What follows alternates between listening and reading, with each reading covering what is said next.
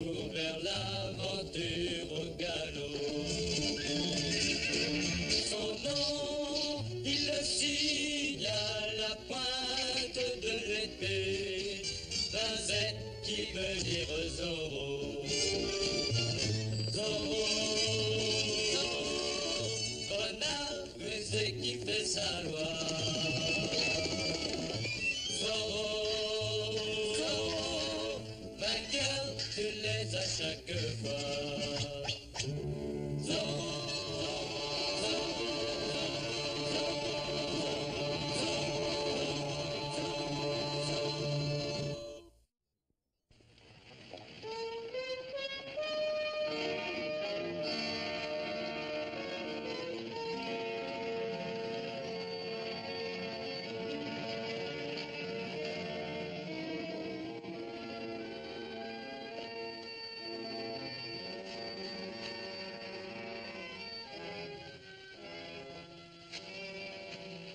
Je suis Alexandro de la Vega et je suis venu voir la señora et la señorita Torres retenues ici prisonnières. Je le regrette, Seigneur, ce sont les ordres du commandant. Interdiction de parler aux prisonnières. Veuillez informer le commandant que ce n'est pas une requête, c'est une demande fort légale d'autorisation de visite.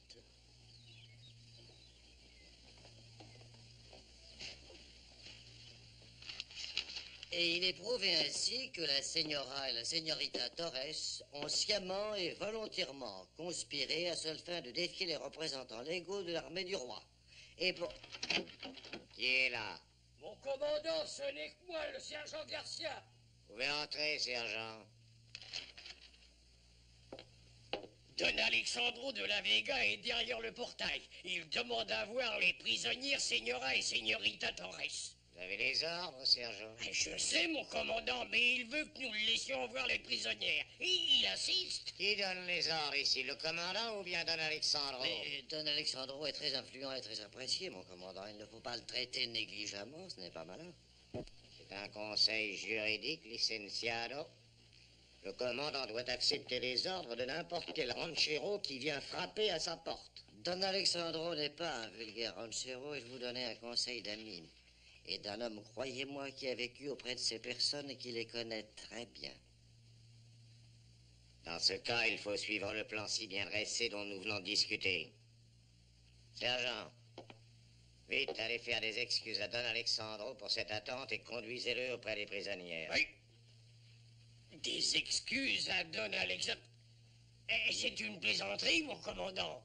Quand je vous parle à mots couverts, n'êtes-vous donc pas même capable de me comprendre? Non. Ah oui, c'est... Ah oui, oui. Faites ce que je vous dis. Oui, mon commandant. Ah, et débarrassez la cour. Je veux que les lanciers regagnent leur chambrée. Oui. Caporal Sanchez. Entrez.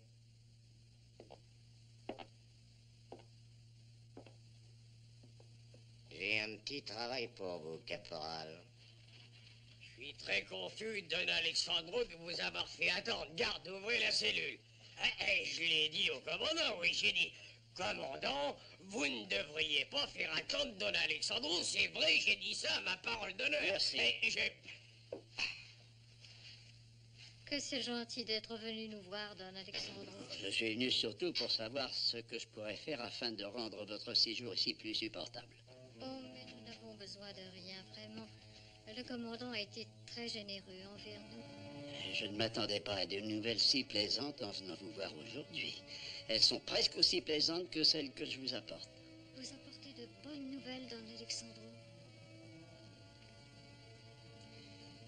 J'ai décidé d'écouter mon fils Diego et de suivre son idée souvent exprimée. Je vais demander à nombre de grands propriétaires terriens d'assister à une réunion secrète qui se tiendra chez moi aujourd'hui même.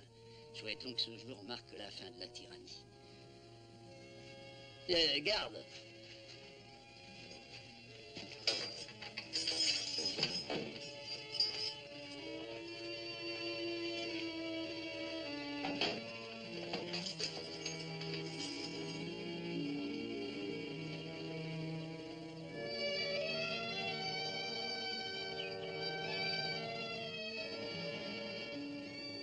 Vous tous réunis ici êtes considérés comme les propriétaires terriens les plus importants. Je vous suggère de vous concerter et d'aller parler immédiatement aux autres propriétaires en leur enjoignant de s'unir. Unis, vous pourrez réclamer la démission de Monastorio et le gouverneur, le vice-roi et même le roi vous écouteront.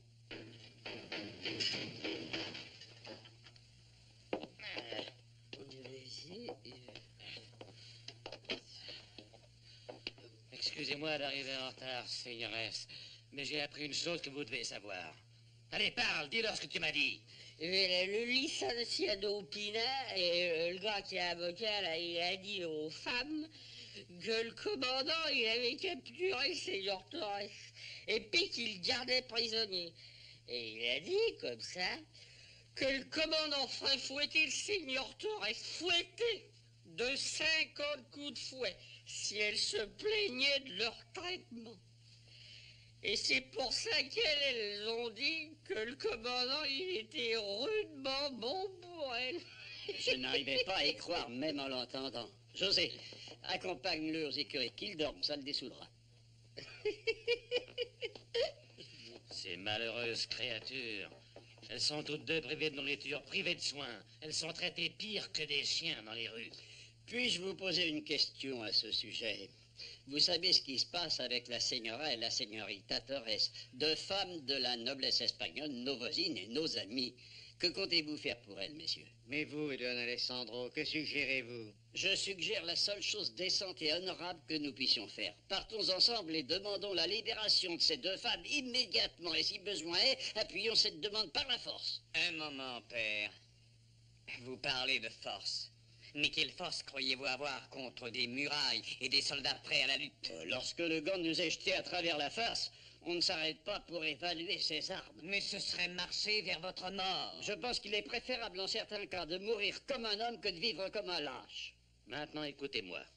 Je suis d'accord avec Don Alessandro. Le temps presse, il nous faut agir et à quoi peuvent servir les paroles. Mais je suis aussi d'accord avec Don Diego. À quoi nous servirait d'aller tous forcer les portes, d'assiéger la caserne épée à la main, de marcher tels des moutons vers l'abattoir? Nous allons établir notre plan. Agissons avec sagesse, aussi bien qu'avec courage. Il nous sera très difficile de pénétrer en groupe dans la caserne, maintenant que le commandant a fait fermer les portes. Ce n'est pas si difficile. On m'a permis d'entrer aujourd'hui. Bien. Alors voici le début de notre plan. Peut-être voudront-ils bien ouvrir les portes encore une fois pour Don Alessandro. Et lorsque les portes s'ouvriront, nous nous précipiterons. Oui, oui. Mais nous devrons faire preuve de prudence, afin que le garde ne suspecte rien, ou bien le plan serait fichu par terre. Bon, dès qu'il fera nuit, nous monterons vers la plaza, chacun par un chemin différent. Nous arriverons les uns après les autres, afin que rien n'ait l'air combiné. Nous pourrons nous diriger vers la taverne, ou attendre dans nos voitures. Vous comprenez tous ce plan? Alors c'est d'accord. Attendez, messieurs, permettez-moi quelques mots raisonnables. Juste une minute de votre temps, rien que ça. Patientez encore un peu, voulez-vous? Reconsidérez cette folle action. Vous êtes guidé par la passion, non par la logique. Si vous vous ruez sur la caserne de cette manière, vous serez vite anéantis, flétris comme des criminels, ennemis du roi. Et même le commandant pourrait être vivement félicité pour sa victoire. Aussi, je vous le demande, messieurs, soyez patients. Pourquoi courir vers la mort quand on peut vivre et lutter pour la liberté? Je sais, patience est quelquefois amère, dit-on. Mais le fruit paraîtra plus sucré. Il y a certains jours où l'on peut parler de patience, de logique et de fruits confits, c'est d'accord. Mais pas aujourd'hui. Mes pensées sont auprès de ces deux pauvres femmes en prison. Non, Diego. Mon cœur est trop plein pour y enfermer autre chose. Je ne pourrais pas rester dans mon lit cette nuit en songeant à ces deux pauvres créatures auxquelles on refuse une simple couverture pour dormir. Nous avons perdu assez de temps. Nous devons à présent mettre le plan à exécution. Excuse-moi, Diego.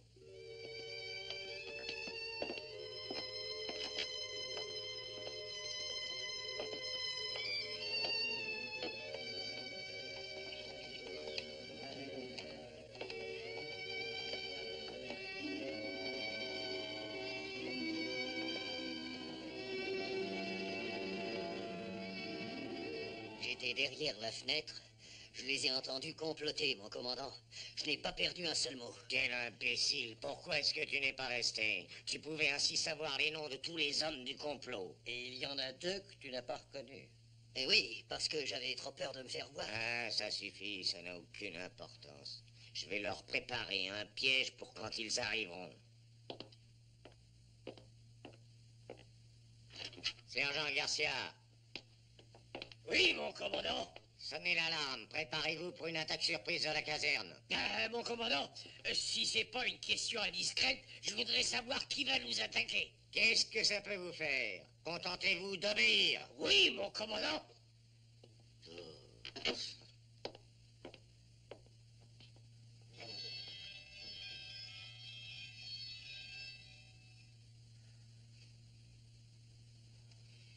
Père, je vous supplie d'attendre. Ne faites pas une chose aussi folle. Je ne puis rester ici à discuter avec toi. Ils ont besoin de moi pour l'ouverture des portes, tu le sais. Alors, viens-tu avec moi ou dois-je partir tout seul? Père, voulez-vous écouter la raison? Non seulement vous allez au-devant de la mort, mais ceux qui vous accompagnent vont mourir aussi. Est-ce que tu choisis de rester ici?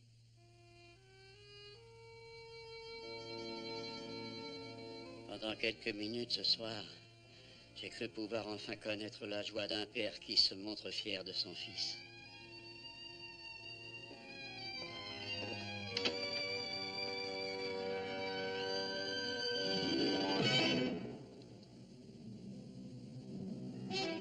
Viens, nous avons peu de temps.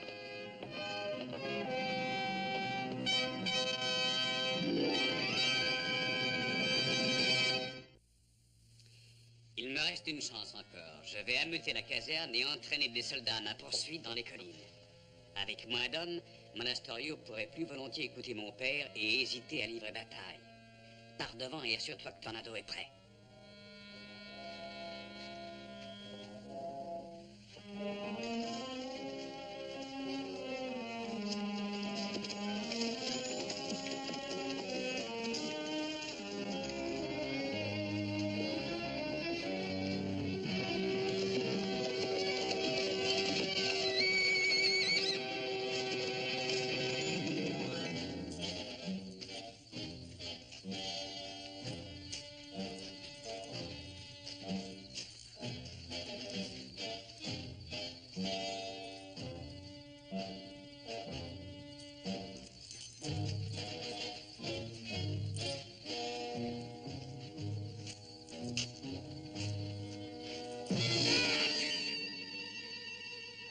Sergent, les hommes sont tous bien dissimulés? Ah oui, mon commandant, je pense que oui. Je ne vous ai pas demandé ce que vous pensiez, mais ce que vous saviez. Eh bien, non, mon commandant, j'ai bien regardé, je ne peux pas les voir. M'avez-vous vu, moi, tout de suite? Hein? Seraient-ils bien cachés si vous pouviez les voir? De mes propres yeux, je suis pas arrivé à les voir. Bon, veillez à ce qu'ils restent bien cachés surtout, jusqu'à ce que les autres se soient précipités à l'intérieur de la cour et que les portes soient refermées derrière eux. Est-ce qu'ils l'ont compris? Oh oui, mon commandant, oui. Il y a toujours un imbécile qui bouge beaucoup trop tôt, ce qui fait vendre la mèche prématurément. Dites-leur bien que cet homme n'aura plus d'oreilles. Oh non, mon commandant, je vous assure, j'ai pris toutes les précautions. Je leur ai bien dit à chacun, ne bougez pas, tant que les autres n'auront pas bougé. Bon.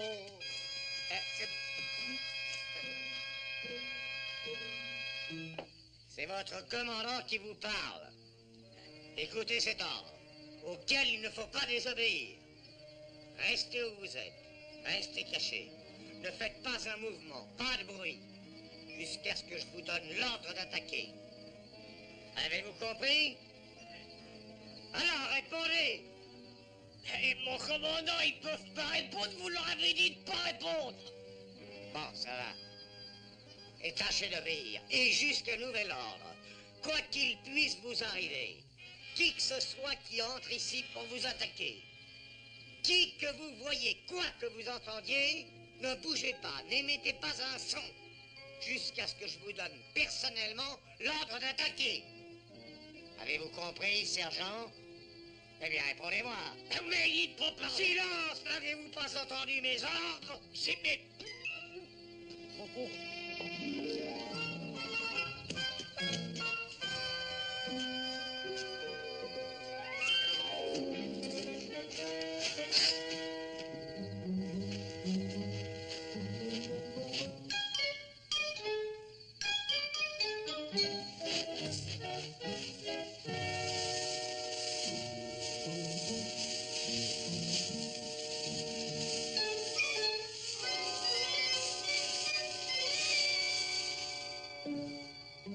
Il est juste 10 heures. La nuit est calme et douce. Et tout va bien.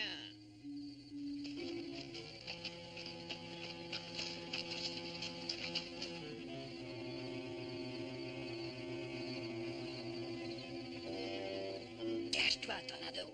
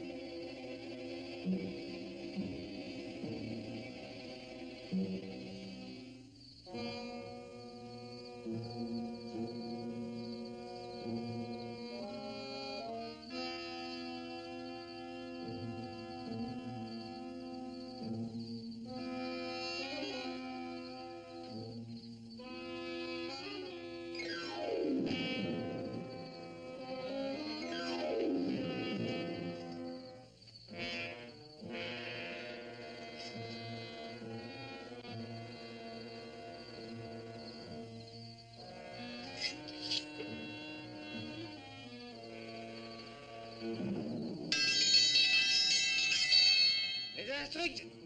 Son! Jetez votre pistolet à terre. Jetez-le.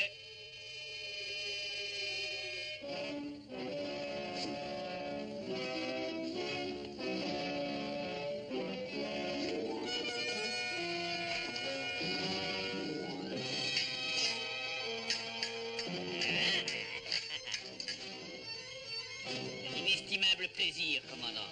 Je n'osais espérer vous trouver seul. D'ici peu, vous verrez si je suis seul.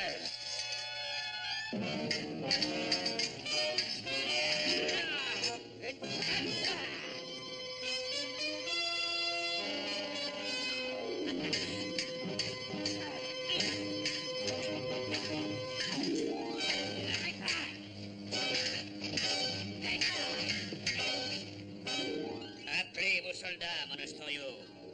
Ne vous inquiétez pas, vous les verrez le moment venu.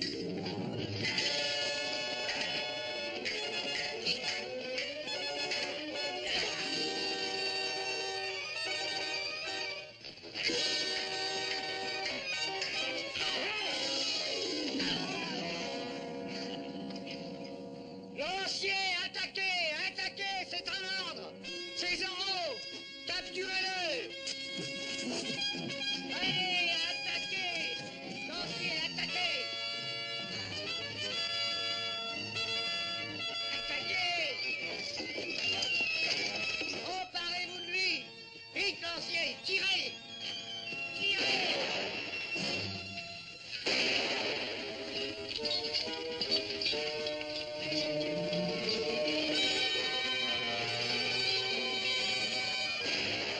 Écartez-vous, imbécile, je peux pas tirer. Bande de babouins. N'arrêtez pas, imbécile! Table lourdeau! À cheval, lancier, à cheval. Poursuivez-le, ouvrez les portes, nous allons dehors. Arrêtez! Fermez ces portes et vite! Mais mon commandant, comment voulez-vous qu'on sorte si les portes sont fermées? Vous ne comprenez donc pas pourquoi Zorro est ici. Il veut que nous le poursuivions dans les collines. Les soldats, une fois lâchés à ses trousses, qu'est-ce qui resterait pour défendre la caserne quand ces messieurs enfonceront les portes? Eh, vous seriez là, mon commandant. Eh bien, c'est une belle constatation.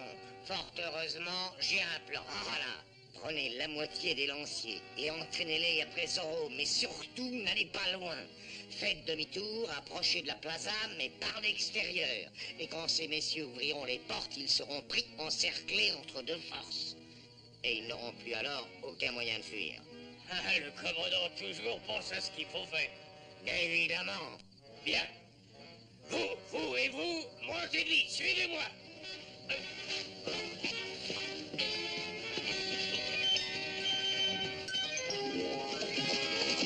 Si vous me cherchez, mon Astorio, je suis ici.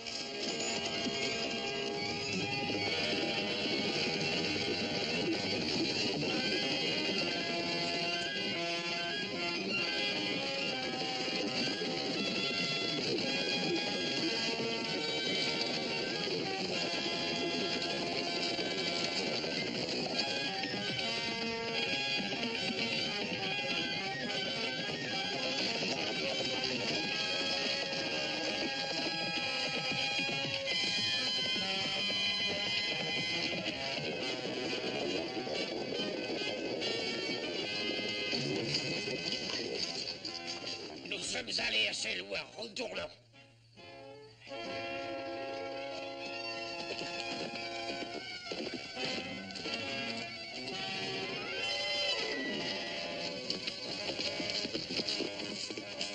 Sergent Garcia! Vous vous dites des soldats. Et cependant, vous avez peur d'un seul homme. Et vous avez peur dans le noir. Nous n'avons peur de rien du tout. Alors pourquoi retournez-vous et courez-vous? Nous ne faisons qu'obéir aux ordres. Ça, je ne vous crois pas, car vous êtes un porc, un gros porc, trop paresseux pour se bosser et trop froussard pour se battre. Attendez voir, Seigneur Zorro. Un autre jour, je vous démontrerai que je ne suis pas ce genre de porc, de gros porc qui a peur de se battre. Je suis cette sorte de porc gras qui...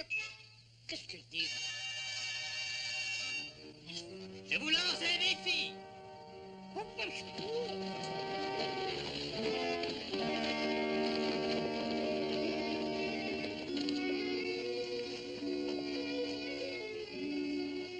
La seule explication est qu'ils suivent leur plan. Nous devons prévenir nos amis.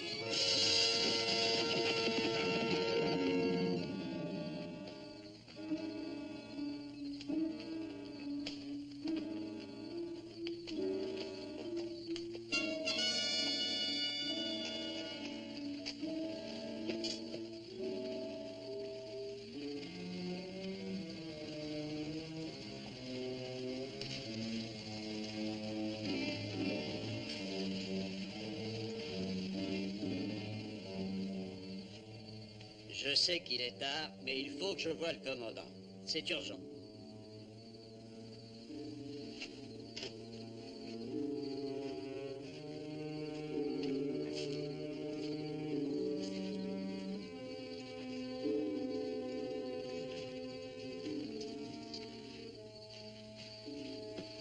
Commandant.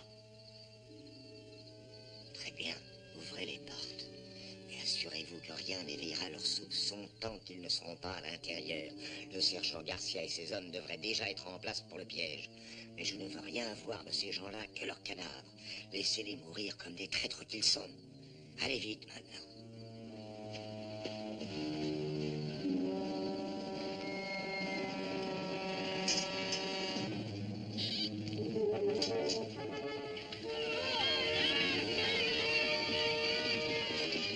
N'entrez pas, c'est une embuscade.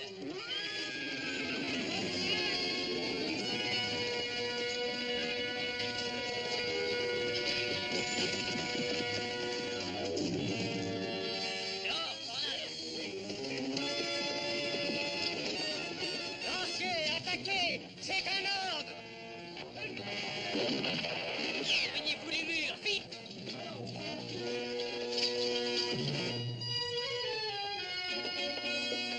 Vous ne l'échapperez pas, Don Alexandro!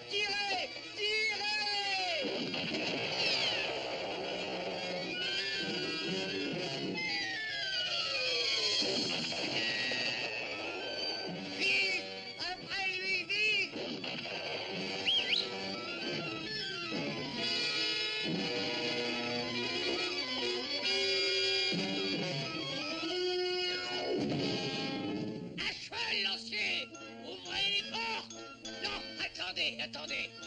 Est-ce que ça va à présent, mon commandant, si nous ouvrons les portes? Hors de ma vue. Oui, mon commandant. Très bien lancé, suivez-moi.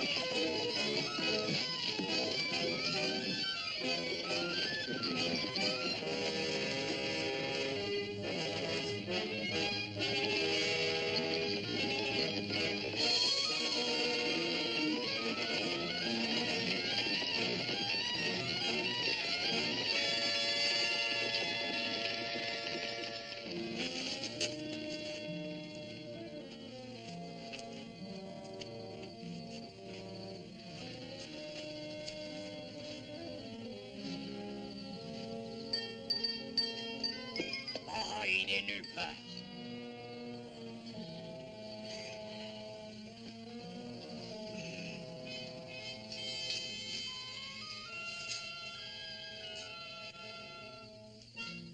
Il est peut-être bien caché quelque part dans les rochers derrière nous. Suivez-moi.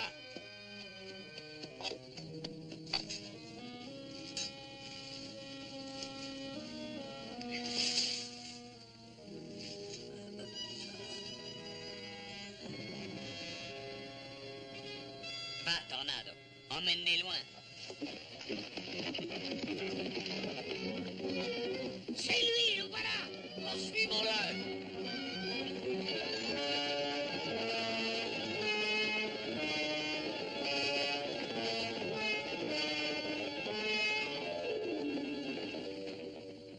Diego,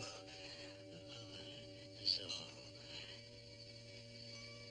c'est presque comme si je vous avais connu.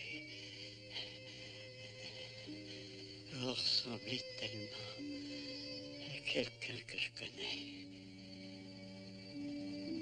Je suis un fou, un vieillard avec des rêves absurdes. Si souvent j'ai fait ce beau rêve que mon fils revenait d'Espagne. Et dans mon rêve, je le voyais comme vous. Maintenant, vous êtes si près, comme dans mon rêve. Il me semble que si je retirais pour un instant ce masque, je verrais le vrai visage de mon fils Diego.